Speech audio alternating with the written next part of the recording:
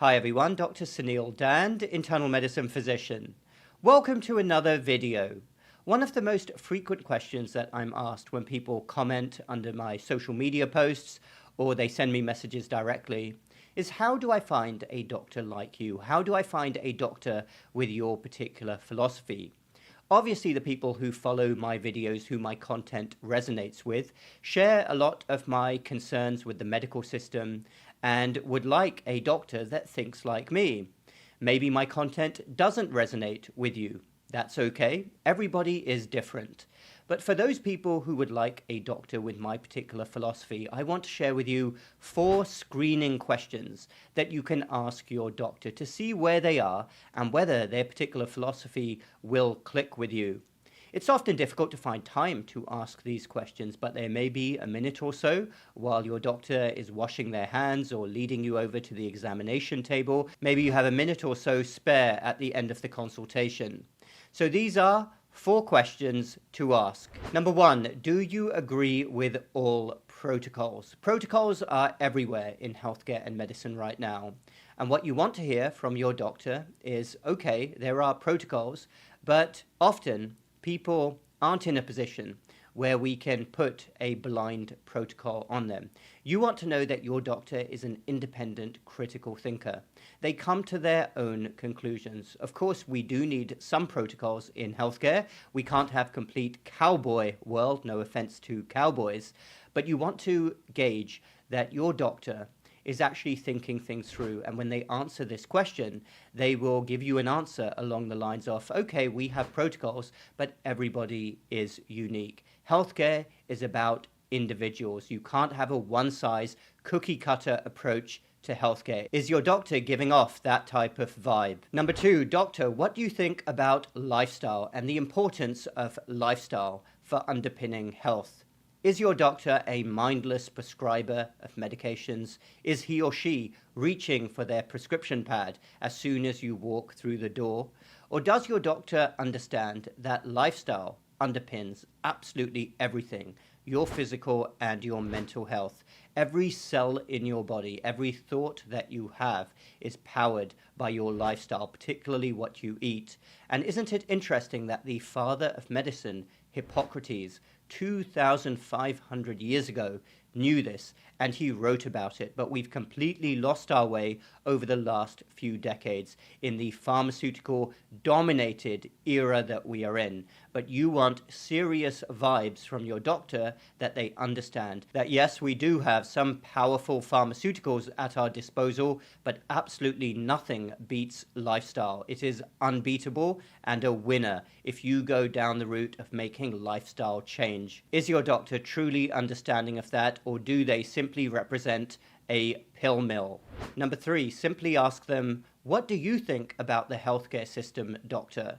Because a true doctor, a physician who is truly committed to healthcare and getting the best possible outcomes, will invariably go off on a rant.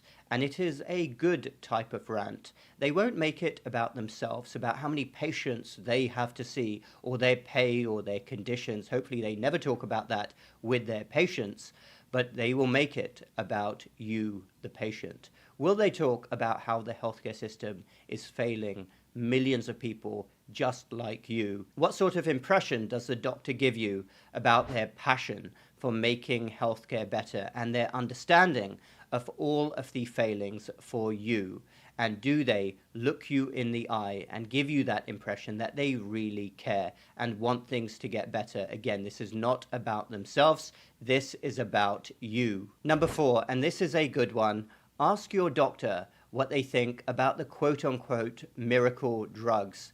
All of those drugs which the mainstream media, which is frequently funded by pharmaceutical companies, strives to tell the general public about and give the impression that they are miracle drugs. There's lots of examples out there. It could be an injection for weight loss, it could be an injection for stopping you picking up an infection, or a pill like a statin medication which is prescribed to millions of people. Ask your doctor what they think about these medications.